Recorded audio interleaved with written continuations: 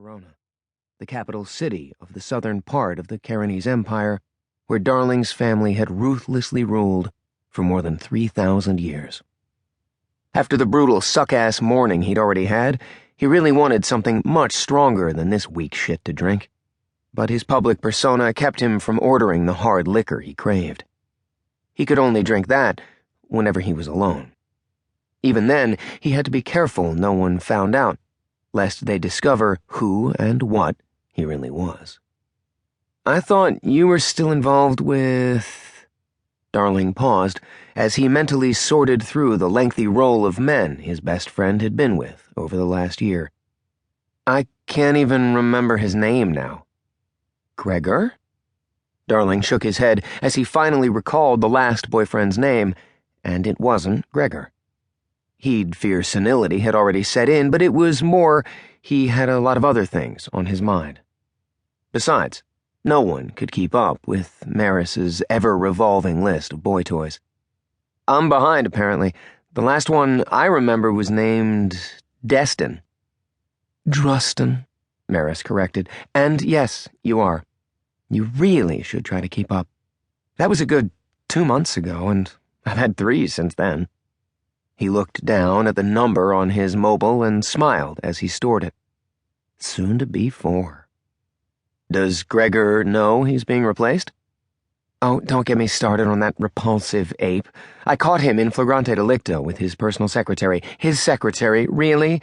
If you're going to be such a slut, the least you could do is not be a common, cliched one, right?" Darling laughed, then took a deep drink of wine before he spoke again.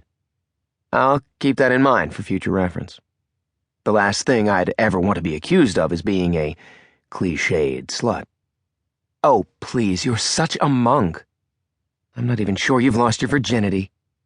With a deep, horrified expression, Maris looked up from his mobile and slapped his hand over his mouth as he realized what he'd said and the landmine of pain he'd unintentionally exploded all over Darling. "I'm so incredibly sorry, Dar. That was so insensitive of me. I didn't mean it. God, I can't believe I said that to you of all people. I wasn't thinking, sweetie. You know I would never, ever hurt you. Not for anything. You can punch me if it'll make you feel better." He clenched his eyes shut and tensed, waiting to be hit. It took Darling several more seconds before he could club the monster from his past back into the closet, slam the door on it, and then speak over the surge of barbed emotions that gutted him. "It's all right, Mary," he said finally, his voice deceptively calm as he stroked the crystal decanter on the table. "I know you didn't mean anything by it."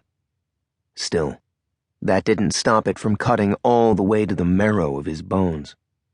Darling set the glass on the table and wished he could rip some of his memories straight out of his brain.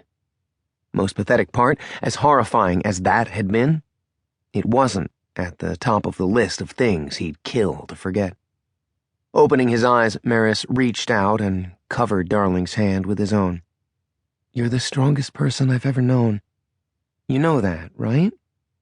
Strange he didn't feel that way. Most days he felt even more battered inside than he was outside. And here lately those feelings of rage and resentment, of unrelenting hatred and vengeance, were forcing him into a place of darkness he wasn't sure he could come back from. Before Darling could stop himself, he pulled away from Maris's touch and brushed his hand over the latest bruise on his cheek. Luckily, the long hair he wore covering the left side of his face concealed it, and the deep, rancid scar no amount of plastic surgery could get rid of. Another pugnacious memory he could do without, and a perpetual reminder that he really was in this world alone. Friends were friends, but at the end of the day, they all went home. Not even Maris could be with him 24/7, and though he might have tiny slices of freedom for a while, sooner or later, Arturo got nervous and had him hauled back to hell. His mobile alarm chimed. That's what you get for thinking about the bastard.